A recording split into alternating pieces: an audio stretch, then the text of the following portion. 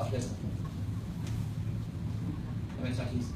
65% des richesses du pays sont produites dans le cadre du high-tech. Le high-tech, ça intéresse tout le monde. Amis, ennemis, adversaires, pas adversaires. Vous verrez que l'Iran vous mangera dans la main. L'Iran achètera des matériels israéliens. Parce que les Iraniens, ils vont avoir beaucoup d'argent, je peux vous dire. Alors, ils vont acheter français, ils vont acheter anglais. Américains, pour l'instant, ça les énerve un petit peu. Ils vont acheter, évidemment pas israéliens avec un drapeau, mais ils vont acheter des produits israéliens qui passeront par comme d'hab. Comme d'hab, ça ne rapporte rien.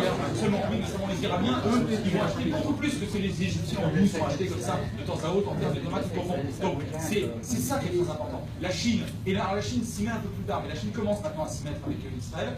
La Chine et l'Inde s'y mettent d'autant plus et d'autant plus volontiers que jusqu'à présent, ils se sentaient quand même tributaires des relations pétrolières avec le monde arabe. Ce n'est plus le cas. Du pétrole, il y en a partout.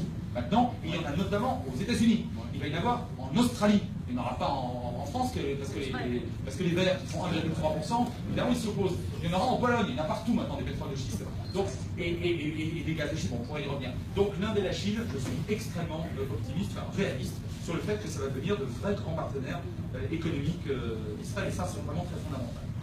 Alors, dans les 2 ans, moi je ne pense pas, je peux me tromper, mais je ne pense pas que dans les 2-3 ans, il y aura une avancée en termes de processus de paix avec les Palestiniens.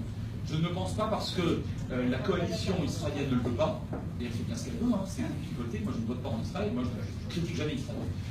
Voilà. Je constate qu'aujourd'hui, le gouvernement en place, en tout cas sur la base de ce que propose Abbas, c'est-à-dire un préalable, à savoir l'arrêt de la construction dans le nord, Netanyahou dit non, on discute de tout.